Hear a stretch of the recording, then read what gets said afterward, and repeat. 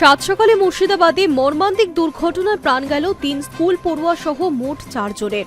Rail gate খোলা ছিল, হুড়মুড়িয়ে চলে এলো ট্রেন। কোনো রকম বাধা না পেয়ে তখনই লাইন পেরোচ্ছিল একটি স্কুল গাড়ি। লাইনের উপর থাকা ওই স্কুল গাড়িকে পিষে দিয়ে চলে গেল ডাউন লোকাল। শুক্রবার সকালে মুর্শিদাবাদ জেলার আজিমগঞ্জ কাটোয়া শাখার কর্ণ সুবর্ণ স্টেশন এবং গোবিন্দপুর রেলগেটের মাঝে মর্মান্তিক এই দুর্ঘটনায় ৩ স্কুল পড়ুয়া সহ মোট ৪ জনের মৃত্যু হয়েছে। আশঙ্কাজনক অবস্থায় আরও ৪ পড়ুয়া এবং গাড়ির চালককে হাসপাতালে ভর্তি করানো হয়েছে। মৃতের সংখ্যা আরও বাড়তে পারে বলে আশঙ্কা। স্থানীয় এবং পুলিশ সূত্রে জানা গিয়েছে, শুক্রবার সকাল ৭টা নাগাদ দুর্ঘটনাটি ঘটে। ডাউন লাইন ধরে তখন আসছিল নিমতিতা কাটোয়া লোকাল। প্রত্যক্ষদর্শীদের অভিযোগ, ঠিক তার আগেই আপ লাইন ধরে হাওড়াগামী নবদ্বীপ এক্সপ্রেস চলে যাওয়ার পর গোবিন্দপুর রেলগেটটি আর বন্ধ করা হয়নি। গেট খোলা দেখেই বেশ কয়েকজন স্কুল পড়ুয়াকে নিয়ে গাড়িটি রেল লাইন পার হচ্ছিল, আর ঠিক সেই মুহূর্তেই তীব্র গতিতে ধেয়ে আসে নিমতিতা কাটোয়া লোকাল এবং সরাসরি ধাক্কা মারে স্কুল ভ্যানটিতে। ট্রেনের ধাক্কায় দুমড়ে মুচড়ে যায় স্কুল গাড়িটি। ঘটনাস্থলেই মৃত্যু হয় ৩ স্কুল পড়ুয়া এবং এক স্থানীয় বাসিন্দার। দুর্ঘটনার খবর পেয়ে ঘটনাস্থলে পৌঁছয় বহরমপুর থানার পুলিশ। গুরুতর জখম অবস্থায় আরও ৪ পড়ুয়া এবং ওই গাড়ির চালককে উদ্ধার করে দ্রুত বহরমপুরে মুর্শিদাবাদ মেডিকেল কলেজ ও হাসপাতালে পাঠানো হয়েছে। গাড়িতে মোট ১০ জন পড়ুয়া ছিল বলে জানা গিয়েছে।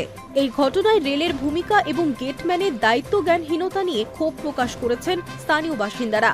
তাদের দাবি, গেটম্যানের অসতর্কতাতেই এই দুর্ঘটনাটি ঘটেছে।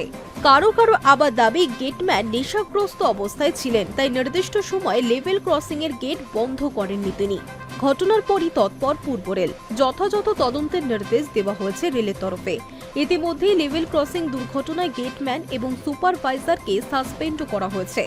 পূর্ব রেল জানিয়েছে, এখনো পর্যন্ত সম্পূর্ণ তথ্য তাদের কাছে এসে পৌঁছয়নি, তবে ইতিমধ্যেই তদন্তের নির্দেশও দেওয়া হয়েছে। পূর্ব রেলের তরফে বিশেষ টিমও পাঠানো হচ্ছে ঘটনাস্থলে।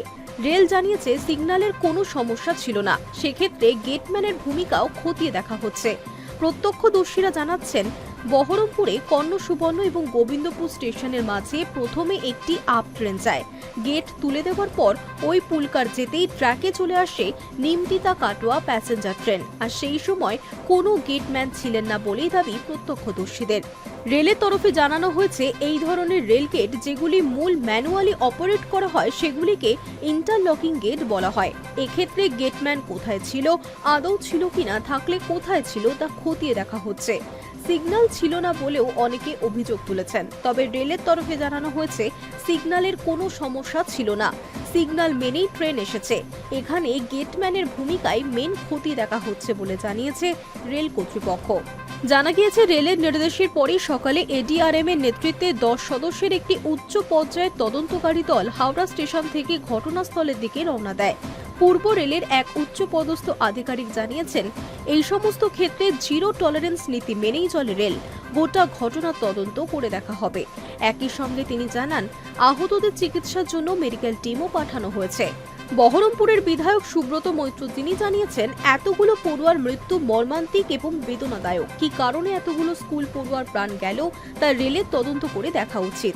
অধীর চৌধুরীর অভিযোগ, রেলে কোনো নিরাপত্তার ব্যবস্থা নেই। Hi News network.